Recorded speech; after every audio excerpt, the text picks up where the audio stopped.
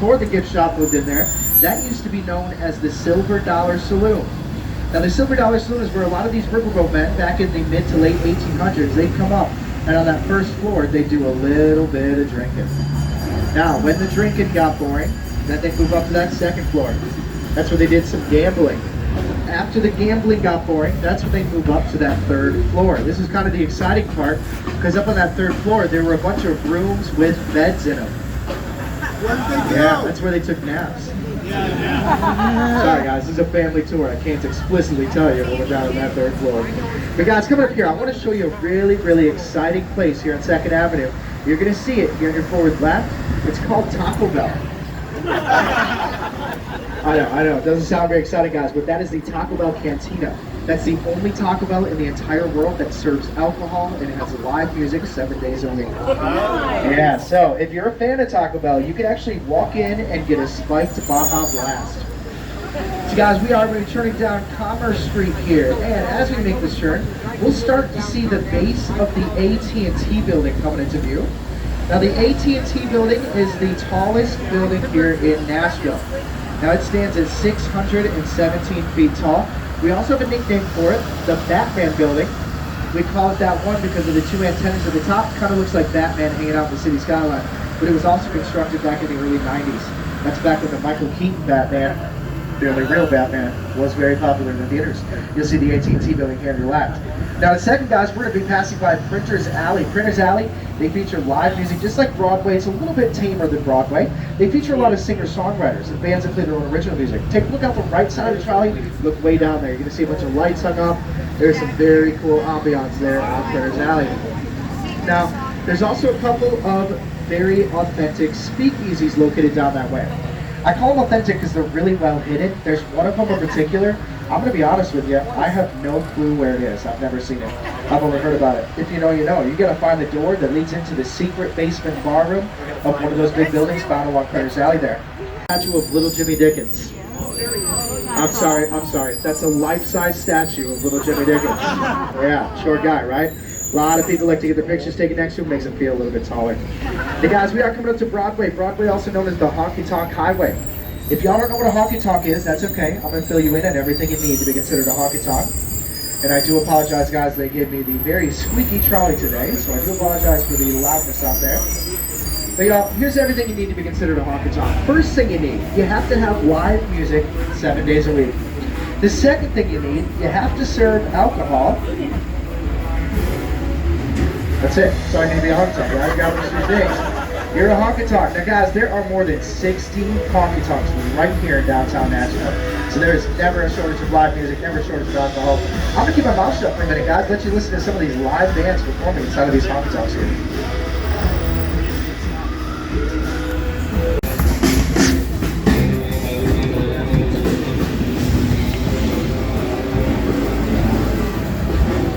See guys, coming up here, take a look to your forward right. You're going to see the most well-known and world-famous honky tonk here in Nashville, Tootsie's Orchid Lounge. Now, because of that bright purple color, it really sticks out compared to the rest of these old brick buildings down here. Now, they feature a really nice rooftop bar up top, great views of downtown Nashville.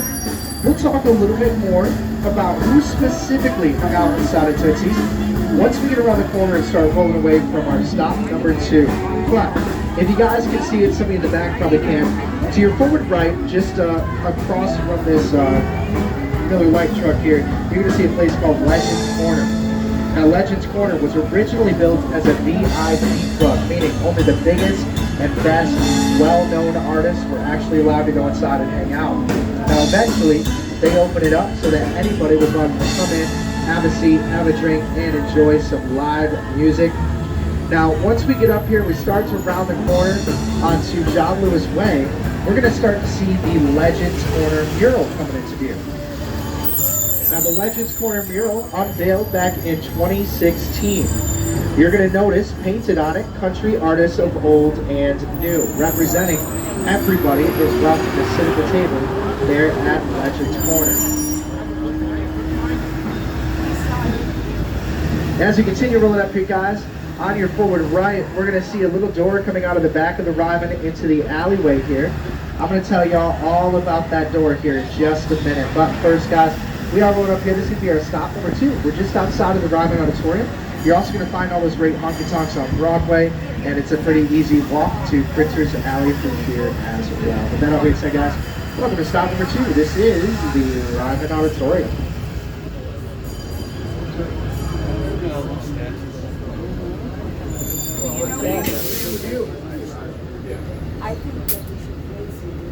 Oh, yeah.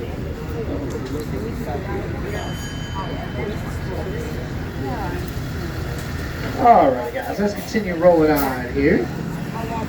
As we head out of here guys, that little door coming out of the back of the Ryman into the alleyway there, I pointed it out and it's important because the Ryman was originally built as a church.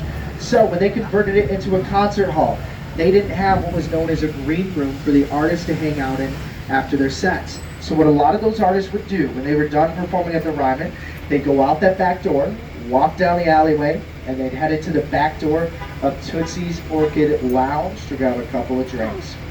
Now, rumor has it, Willie Nelson himself, he was curious one night. He wanted to know exactly how many steps it took to get to Tootsie's. So he counted them. He said he counted 17 steps to Tootsie's.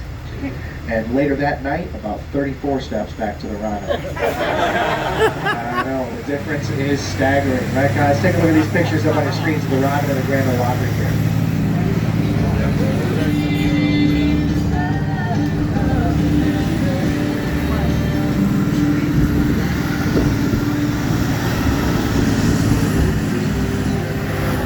Rolling up here, guys, we are coming up to Church Street. Nashville has a lot of nicknames. I know the most well-known is probably Music City, but another one of our nicknames here is the Buckle of the Bible Belt. Sorry? It is 11:48. I'll be leaving at noon, so you have plenty of time to go in there if you want to get some candy.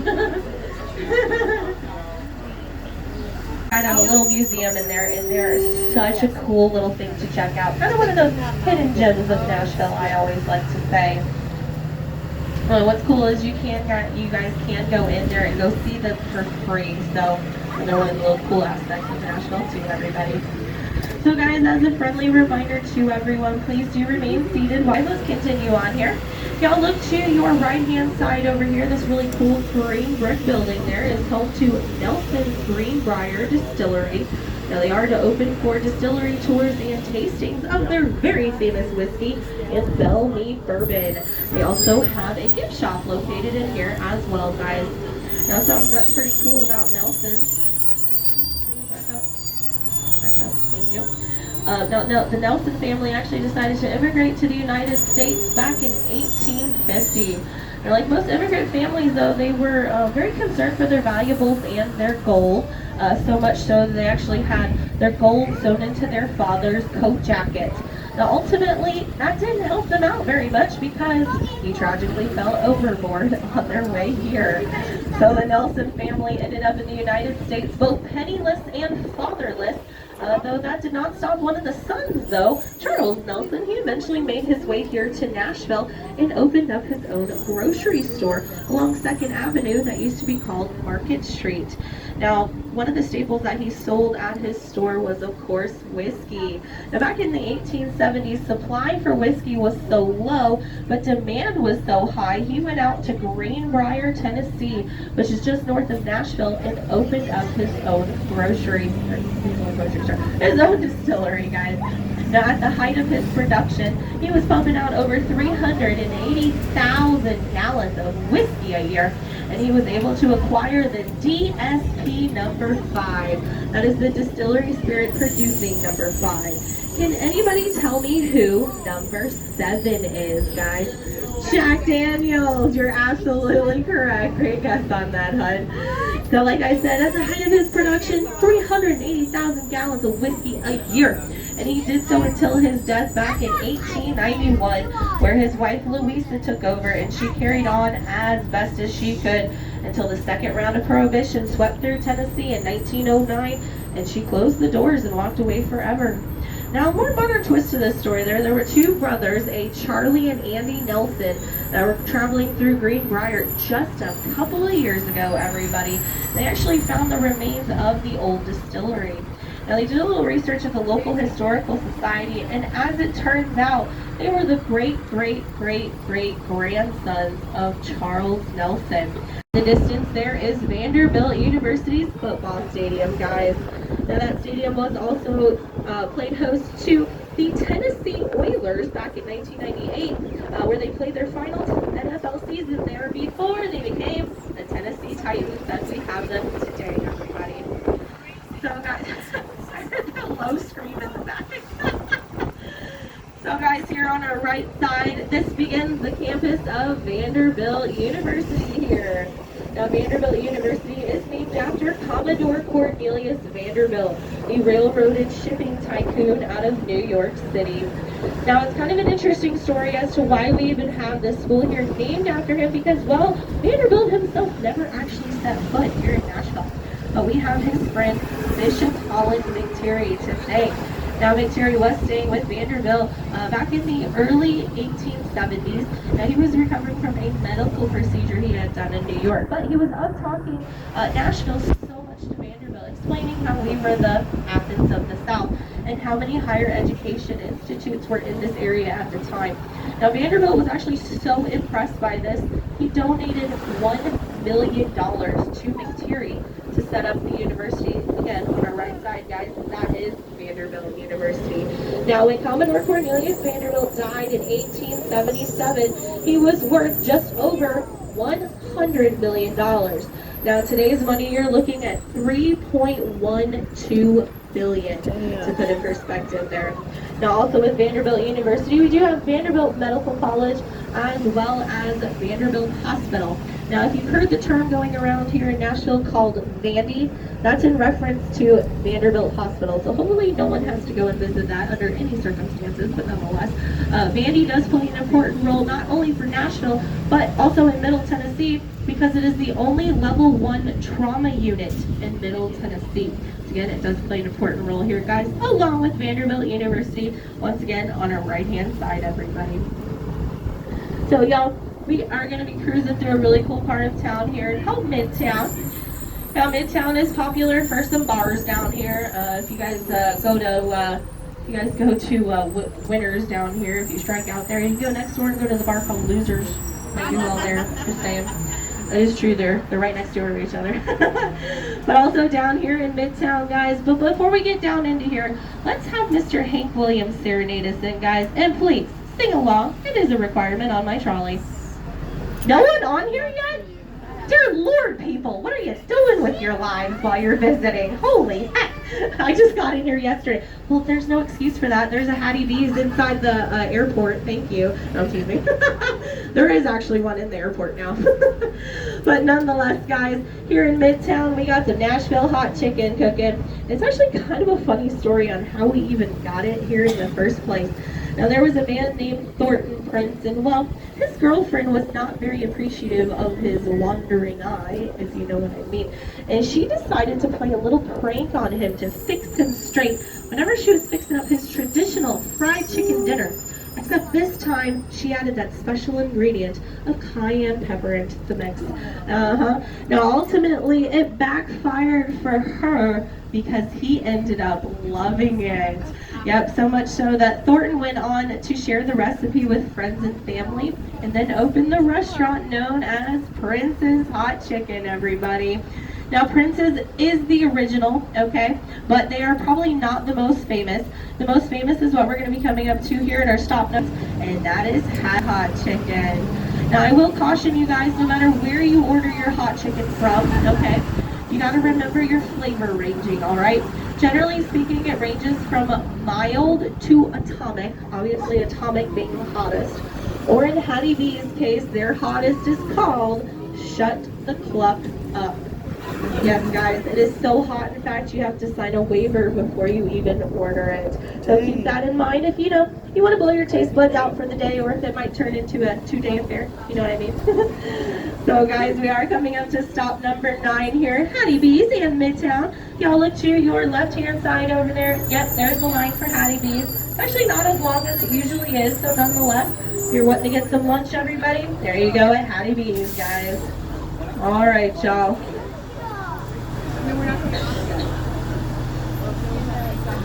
I'll give you a little insider tip for locals here, y'all. Just get it in the evening. It's not as busy at night. I don't know why. Everyone's got to go during lunchtime, but that's usually when it's its busiest, so. All right.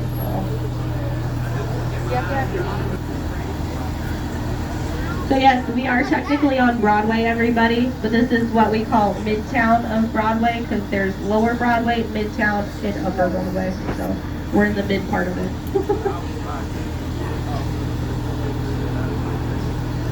Those are going to be in Lower Broadway. Yeah. Is it a long walk from here? Yeah, because you got to go up a hill and then you got to go down the hill. All right, guys.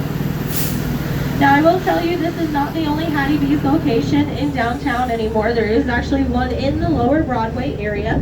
It is at the complex of 5th and Broadway. Don't tell me you can't find it because it's literally on the corner of 5th and Broadway. Okay. Now in that area too, on the second floor of that complex is called the Assembly Food Hall. Now there are over 30 restaurants that are in the Assembly Food Hall, including a Prince's Hot Chicken finally in the downtown area, guys. So when we get down into the Lower Broadway area, I will bring that up, but it'll be a little while before we get down to there. So guys, we're going to be making our way through Music Row here in just a few moments. Now Music Row popped up in the 1950s when publishing houses, authors, producers, and of course our wonderful musicians and artists wanted to be a little closer to downtown Nashville, but without paying that downtown Nashville price. So they started buying up homes in this wealthy community that we're going to be going through here momentarily. Now, I want you to keep in mind that a lot of the buildings that we are going to see were built between 1870 and 1890 and are no longer necessarily homes, but most of them in some way, shape, or form do make up our music industry here in Nashville, guys. The first place I'm going to mention, y'all, is going to be on our left-hand side over here. The brick building we see is Southern Ground, Nashville. Now, in there is a state-of-the-art sound recording studio that's actually owned by Zach Brown of the Zach Brown Band.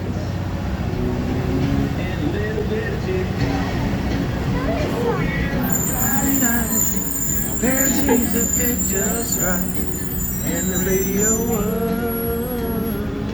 seems some. Now, Zach Brown's actually owned that building since 2012, and in April 2020, he actually had it listed for sale for $10 million to kind of put in perspective of where we are in downtown right now.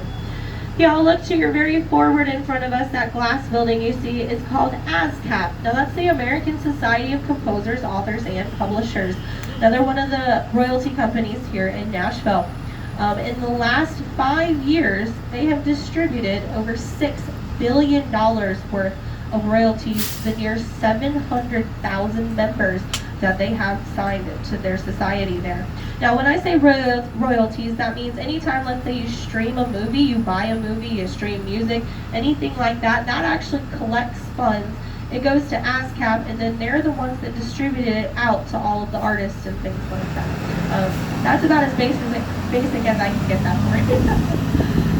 Now, also coming up, guys, to our forward left-hand side, it's going to be the building just past ASCAP here, but it's the brown brick building, and that is Sony Music Publishing, and they are actually the largest publishing house in the world, everybody. And also coming up to our forward left, it's going to be right where the giant crosswalk is over here. Now, there is the historic and very iconic RCA Studio B over there, everybody. Now, Elvis Presley recorded over 200 of his songs in that building. The microphone and piano he used are on display in there, guys. You look like an angel, walk like an angel, talk like an angel, but I got wise. You're the devil in disguise. Oh, yes, you are. The building here, guys, on our left is Starstruck Entertainment, and there are not only one but two state-of-the-art sound recording studios as well as offices. And Starstruck Entertainment was formerly owned by this lady here, Reba McEntire.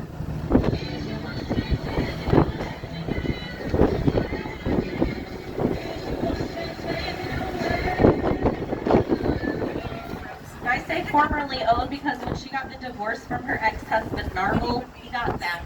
Which I always found a little bit interesting because she's the recording artist, right? Now that Brian actually does his recordings for his albums at Starstruck Entertainment and also has some offices in the building as well, guys.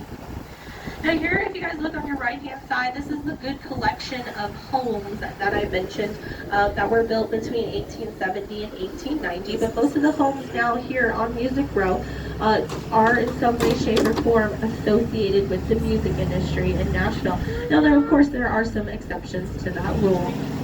To our forward left here, guys, just across the street there, we're going to see the beautiful building that looks like a church there. And that's because it was a former church up until about 1996 when it got converted into a recording studio, now known as Ocean Way, Nashville. Now, it's said because of the open air atmosphere as well as the wood located inside that building, it makes for superior acoustics.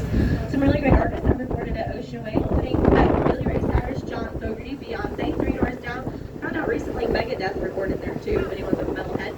Now, if anyone is a fan of the movie Oh Brother, Where Art Thou? Part of that album was recorded at Ocean Way, Nashville, guys.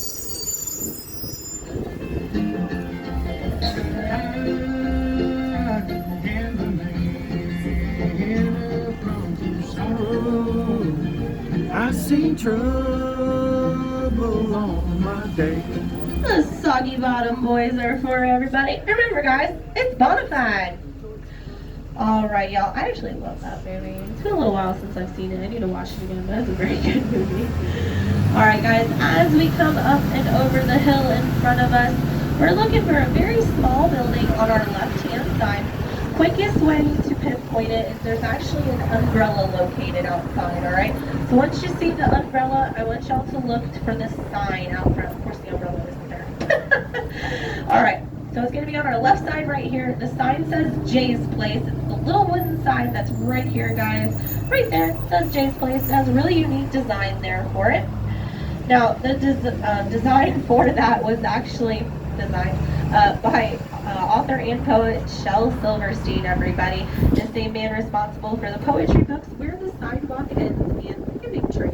Now, Shel Silverstein actually wrote many great songs in his lifetime. He's a very avid musician. And here is one of those famous songs here that was actually originally done by Johnny Cash, guys.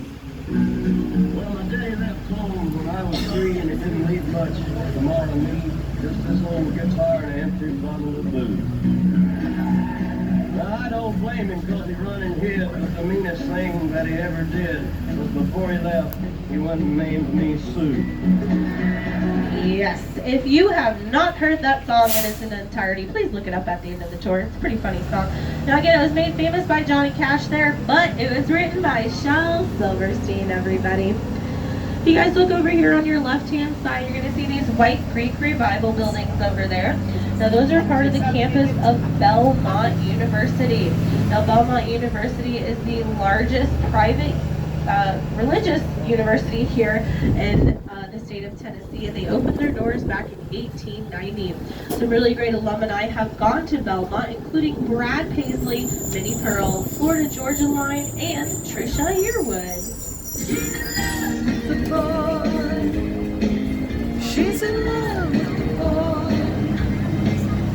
Now back in 1922, a 16-year-old named Jack DeWitt sent out the first radio waves from what was then Ward Belmont Academy in the call sign of WDAA from a 20-watt transmitter. Jack DeWitt went on to get his engineering degree from Vanderbilt University.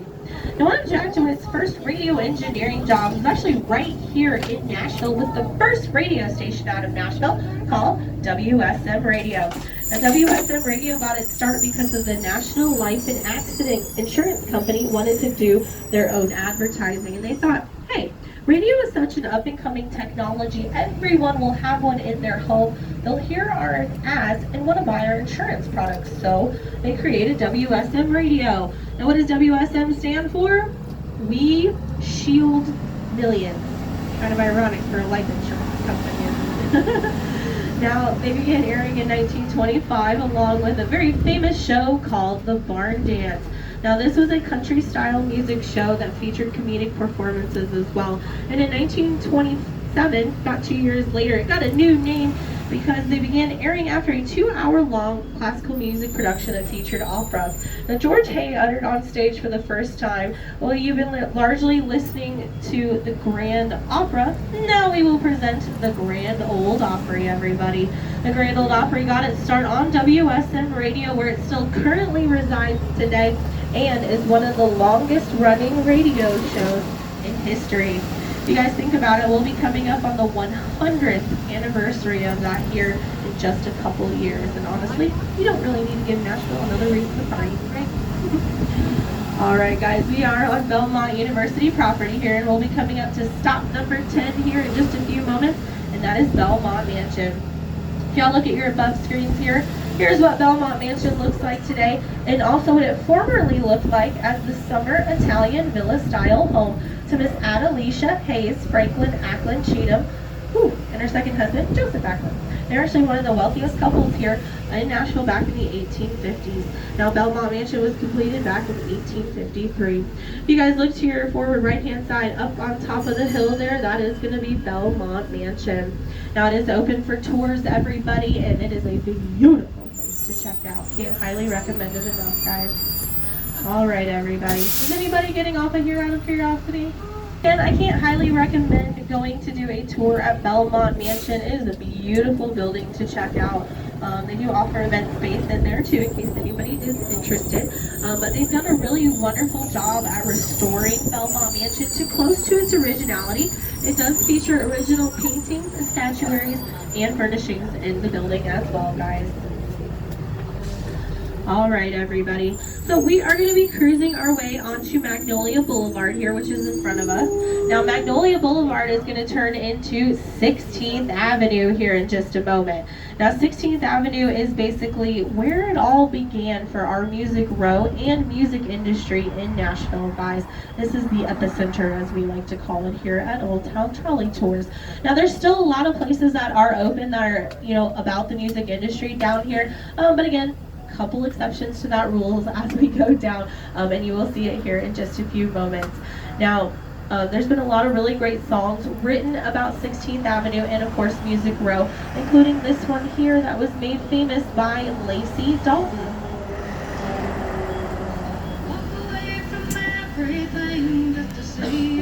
The heck was she talking about? Well, 16th Avenue is Music Row here in Nashville, guys. Now, when she says the boys who make the noise, she's actually referring to the session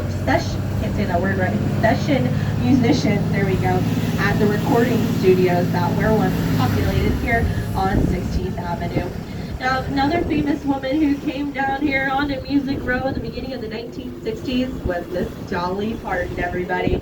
Now, if you are visiting here in Nashville and you don't know who Dolly Parton is, not only do we have personal problems, but you can get off the trolley.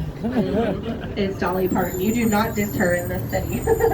Now, again, she made her way down here to Music Row at the beginning of the 1960s and got to sign with RCA Records. So she did make her way down to RCA Studio B, where Dolly Parton famously crashed her car into the side of the building at RCA Studio B. Now, Dolly herself likes to say that that was her first hit on Music Row.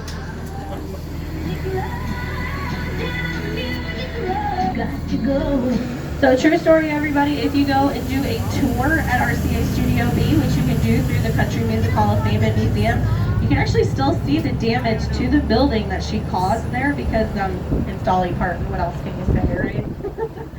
So guys, again, we are on 16th Avenue here. Now, coming up to our forward left, it's going to be hidden behind the magnolia trees coming up, but we are going to pass by Big Yellow Dog Music. Not only do they have 31 #1 singles to their name, they also hold 10 Grammys as well. They employ those musicians and artists, and let's not always forget the songwriters. They play a crucial role for the music making process, including this lady here, Megan Trainor. Because you know I'm all about that bass, no trouble. I'm all about that bass, Now, the building over here on our right side, guys, the greenish grayish building there is Allentown Studios, and that is the personal recording studio for Mr. Garth Brooks. Now, he's recorded all of his albums inside Allentown Studios, except for the collaboration one he did with Chris Gaines. Now, of course, Garth Brooks likes to remind us that we do know friends in low places.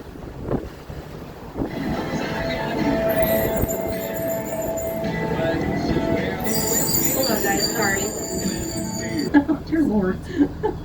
So we passed by Young Guns Music, 50 Egg Music, as well as Young Guns Publishing. To our forward left, we have Big Loud. They're also another publishing company here, and they actually put out one of my favorite country music songs called One Margarita by Luke Bryan. You guys know that song? You want to sing it with me? One margarita, two margaritas, three margaritas, shot.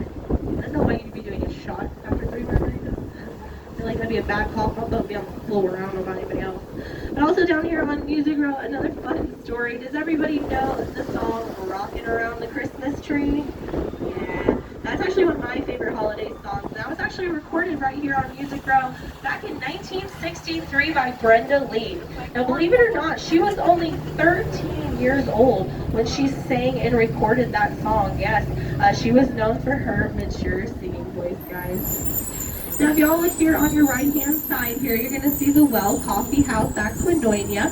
Now, Quinonia is in reference to the building itself, and it was put on the National Register of Historic Places just a couple of years ago for its influence for contemporary Christian music to come out here on Music Row back in the 1970s. Now, Amy Grant was a frequent visitor of Quinonia here, and she actually wrote many of her famous songs in this building too. Now, Quinonia actually means fellowship in Greek. Again, going along the lines of the Athens of the South here in Nashville, guys. Now, also coming up to our forward left, we're going to see these giant guitars out front of a very famous building, and it is the iconic Curb Records, everybody. Now, Curb Records was opened up in 1964 by Mike Curb. Also to our forward left here in the bigger building is home to the CMAs, that is the Country Music Association.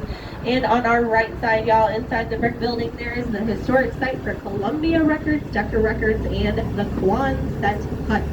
Now, the Quonset Hut was the first recording studio that opened up here on Music Row back in 1955 by the producing brothers Owen and Harold Bradley. Now, some of the most iconic songs to come out of the Quonset Hut include Patsy Cline's Crazy, Brenda Lee's I'm Sorry, and Blue Velvet by Bobby Vinton.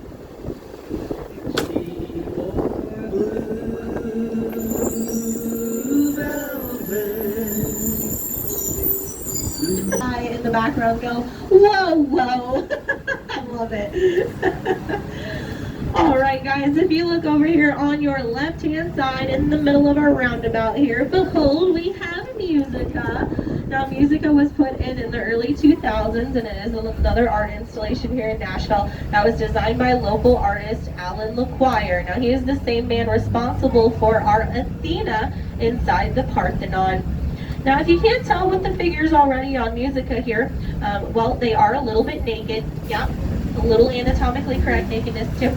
And again, when it was first installed in the early 2000s, it caused quite a bit of controversy. So much so that several religious groups were known to come out in the middle of the night and cover the bodies with sheets to give them a little bit of distancing. Yeah. Now, when the Nashville Predators, that is our hockey team here, is doing well through their season and make the playoffs, someone actually created Predator jerseys for the Musica figures back there. Now, unfortunately, we're not going to get to see them this year because the Predators did not make the playoffs. But if you want to see a pretty funny picture of it, check it out on Google. There you have it. Now, locals like to call that statue but that all came out at one time. Locals like to call that statue back there Nudica, or my personal favorite, the Roundabout. All right, everybody, we're going to be making our way into the Gulch here. Now, the Gulch is probably the fastest growing area in downtown Nashville specifically. There's just, as you can tell, a whole lot of growth going on down here. But it's actually a really cool place to check out if you're needing some more food in your life. There's great restaurants down here. Also some great shops too. If anyone is looking for a place to get your southern biscuits in your life, Biscuit Love is located down here. Yes, it is a fantastic biscuit joint. We also have Milk and Honey, which is a famous breakfast joint. If anybody's been looking for the Angel Wings mural, that was made famous on Instagram and of course by Taylor Swift, that is located down here in the Gulch. We also have 404 Kitchen and the Gumbo Bros.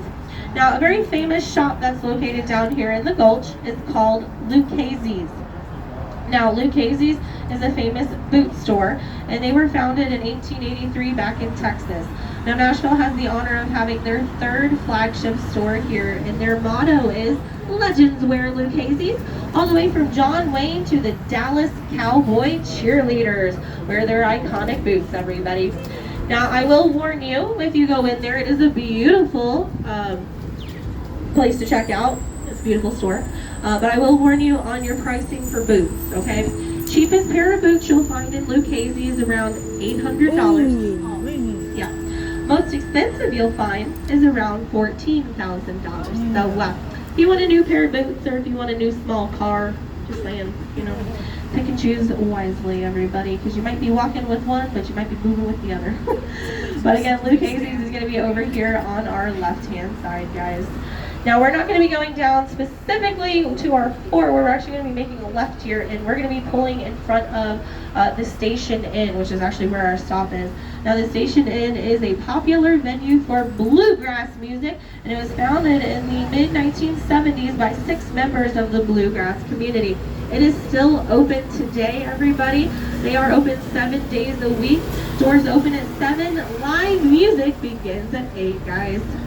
All right, everybody. So he parked in the wrong spot, but nonetheless, we're going to pull over right up next to him here. And guys, this is going to be our stop number 11 here, everybody. We are at the Station Inn in the Gulch, guys. All right. If anybody is exiting here, guys, just please watch your step, okay? Thank you all so much, guys. It was a pleasure having you on board today. Bye, guys.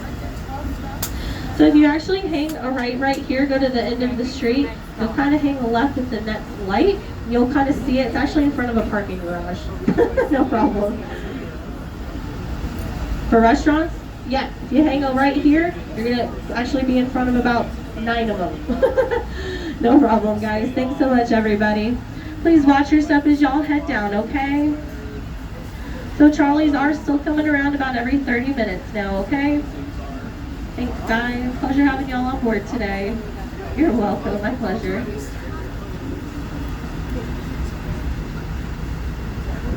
Bye, guys. Have a good one. No problem.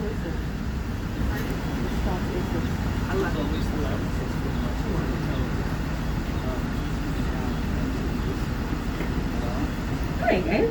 Let us continue. All right. So again, on our right side here is the Station Inn. It does look a little run down, I will agree with that.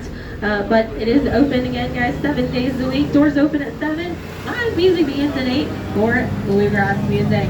Now, it was founded by 6 members of the bluegrass community, including the father of bluegrass, Mr. Bill Monroe. Here he is, guys.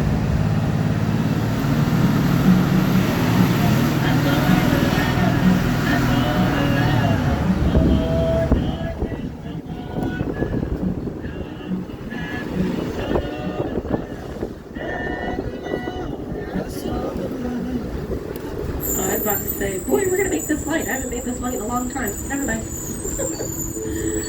We'll have a little fun with this one though while we are sitting here for just a second. So if you guys can see the street sign in front of us where the lights are located at, you guys see the street sign up there? Anybody want to take a wild guess on how you pronounce that word? Anybody? Demon Brawn? Okay. Anybody else? Demon Brewing, I heard that. Anybody? So, y'all are wrong. Just put it simply. That's how we know you're not from Nashville. That's how you pronounce this word, okay? It is actually pronounced Demumbrian. Yeah, if you want to southernify a French word, there you go. It is Demumbrian Street, everybody. You all want to say it together? Demumbrian. There you go, guys. Now, it is named in honor of Timothy Demumbrian. He was actually a French-Canadian fur trader that moved here into the area along the Cumberland River back in the 1760s. And he is who we consider to be the first citizen of Nashville. Once again, Timothy Demumbrian, everybody. Yeah, this is just one of those words where you just kind of look at it and you're like, Also, another fun one is out east of us, there is a city that they call Lebanon. It is spelled Lebanon, people, but they spell it, or they pronounce it Lebanon.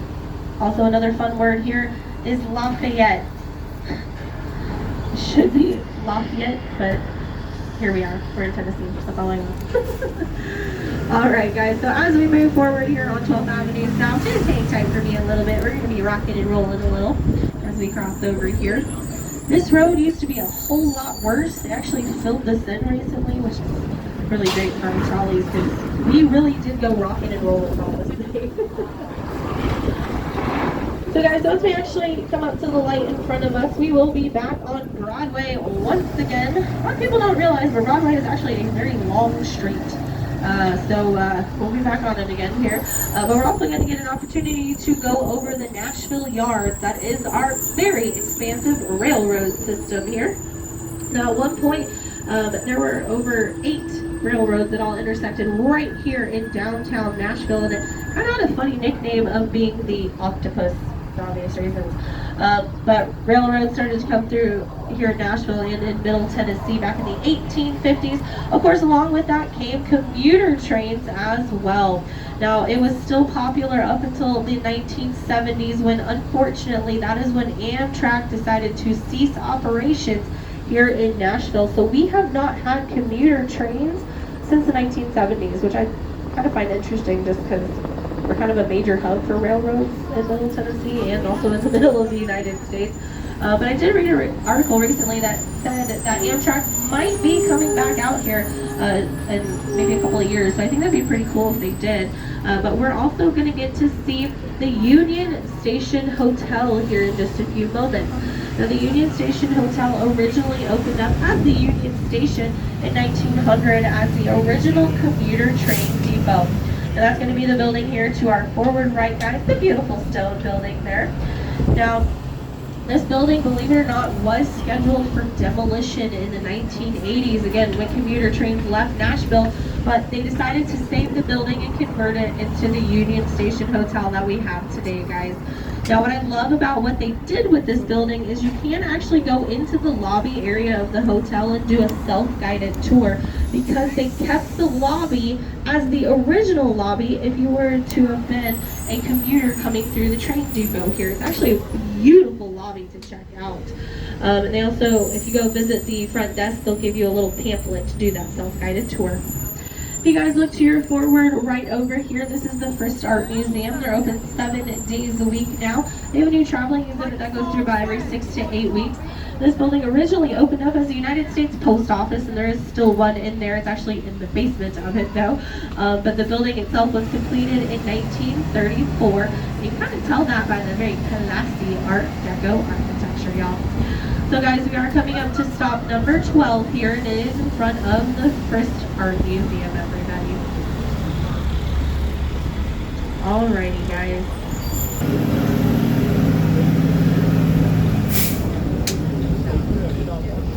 Alright, guys, so just a few safety reminders for everyone. Please do remain seated while the trolley is in motion. Make sure you keep all body parts and items inside the trolleys at all times. If you guys look over here on your left-hand side, we have a beautiful cathedral over here, and it's actually called the Christ Church Cathedral. Now, the cornerstone on that cathedral weighs 5,555 pounds, therefore, with serious precision. On the weekends, after their services are completed, they actually offer tours inside the Christ Church Cathedral. It's a beautiful place to check out. If you guys look to your forward left, once again, just diagonal to us here, you're going to see a building there that it kind of looks like a castle, doesn't it? It is in the English Gothic Revival style there, but that is actually Hume Fogg Academic High School, believe it or not. Still is an open and functioning high school today, although we are in the summertime now, so we're not going to have to see any students there. Pinup star Betty Page went to Hume Fogg Academic High School, as well as Dinah Shore. She graduated from there too, guys.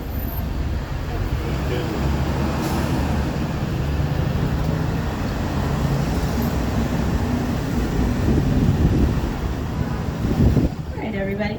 So we're actually going to see another one of our art installations here in downtown Nashville. If you guys look very, very forward to us right now, you're going to see these blue and orange poles sticking out of the ground in front of us. Do you guys see those down there? Again, it's pretty far forward of us right now, but that is another one of our art installations. Now, I'm going to let you guys try to guess what the name of it is. Now, I'll give you a hint, okay? It actually shares the name of a very famous band. Okay, anybody tell me? It's not original. I think I heard it. Styx. Yep, you're absolutely correct. It is called Styx, everybody. Again, super original, right? Now, there are 27 70-foot native hardwood poles there, and they are dug 15 feet into the limestone below. Now, something I always find kind of interesting about Styx down there is it is the largest, or not the largest, it's the most expensive art installation in downtown Nashville, costing a whopping $750,000. Now, to our right-hand side, guys, as we make this turn here, we're going to see Music City Center. Now, this is Nashville's Convention Center here, and it's actually so big it covers 3 whole city blocks of downtown. Also offers 1.2 million square feet of convention space. Now, Music City Center is certified gold in LEED. That stands for Leadership in Energy Efficiency and Design. At the very top of the building, it sports solar panels as well as a water retention system. It has the capability of holding up to 360,000 gallons of water, used mostly for flushing toilets inside the building. Now, if you were to see Music City Center from an aerial view, such as on Google Maps, guys, you'll notice it's in the shape of a guitar, everybody. Again, Music City. On our left-hand side, guys, this is Bridgestone Arena, and this is home to Nashville's NHL hockey team, the Predators. Now, if you're wondering why the name is called the Predators, and subsequently, if you look on the left-hand side of the Bridgestone over here, our mascot and logo is a saber-toothed tiger. Well, they were doing excavations in a cave down here in the 1950s and found the remains of a saber-toothed tiger. Now, one of the items they found was a 9-inch fang. And that fang is actually on display inside the Bridgestone. So guys, to our forward right over here is going to be our stop number 13, guys. This is the Country Music Hall of Fame and Museum. Now, you do not have to be the biggest fan of country music to enjoy yourself in here. Just the sheer amount of memorabilia is fabulous. It actually features Elvis Presley's gold-plated Cadillac is in here, guys, and yeah, probably will never see something so gaudy in your entire life, but that man did right around the style, everybody. So guys, we are here at stop number 13. We are at the Country Music Hall of Fame and Museum. All right, everybody. Those of you exiting, please do watch your step as you head down. Thanks, guys. It was a pleasure having you on board today. Watch your step, guys. There's no rush, okay? All right, guys. You're very welcome, guys. It was a pleasure having you on board. You're fine. You're fine. I would rather you take your time than rush, okay? How's that? Thank you, guys. You have a wonderful day. Oh, that was you, you turd. Bye, guys. Thanks so much. Y'all have a great afternoon out there, okay? You're welcome. My pleasure, guys. Thanks so much. You're welcome, sweetheart. Have a good day. Bye, guys. You're very welcome. My pleasure. Man, appreciate it. Bye, guys. Thank you. You're welcome, sweetheart. Have a great day. Alright, guys. Please watch your step as you head up. How you doing today? Good. That's okay. That's what we're here for, to show you around in Nashville here. Thank you, guys. Appreciate it. Take a seat anywhere you'd like, guys. Hello. How you doing, hon? Good. Do you guys have your tickets available for me?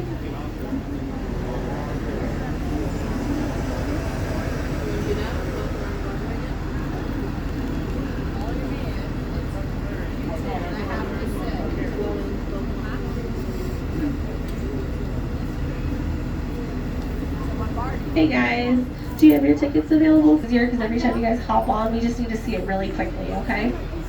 You're all set, hon, okay? Thank you.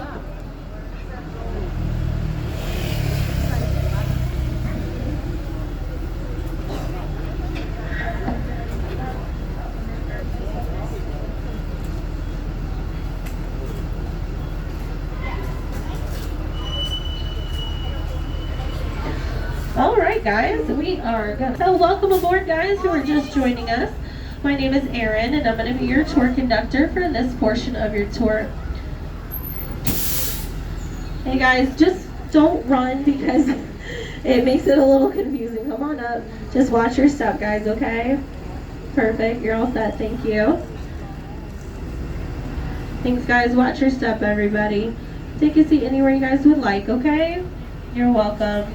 I'm going to be your tour conductor for this portion of your tour. Now, as a friendly reminder to everyone, please do remain seated while the trolley is in motion. Make sure you keep all body parts and items inside the trolleys at all times and mind those low-hanging branches. If you guys look over here to your left-hand side, you're going to see the Hilton downtown Nashville. That was actually the former home to this guy here, Richard Wayne Penniman, otherwise known as Little Richard.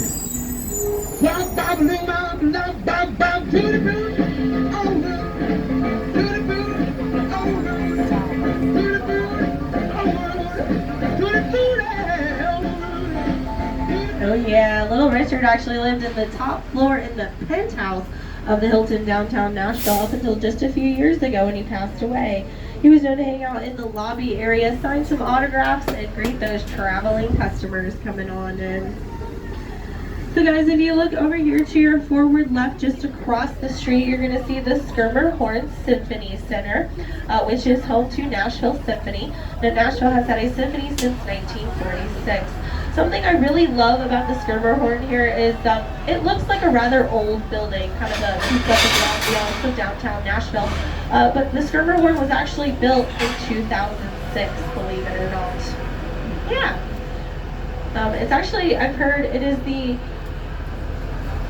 either one of only just a couple or the only natural light symphony center that's in the world now. So it's kind of a unique one here for Nashville.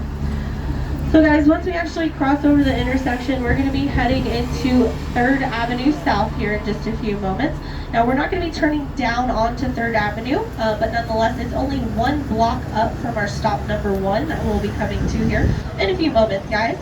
Now, on 3rd Avenue South, there's some great places to check out, including the Goo Goo Candy Cluster Store.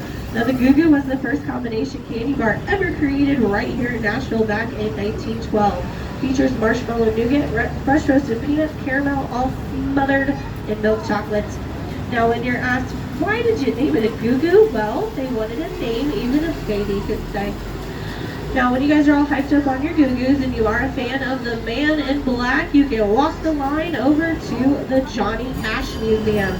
Now, the Johnny Cash Museum features the largest collection of his memorabilia anywhere in the world.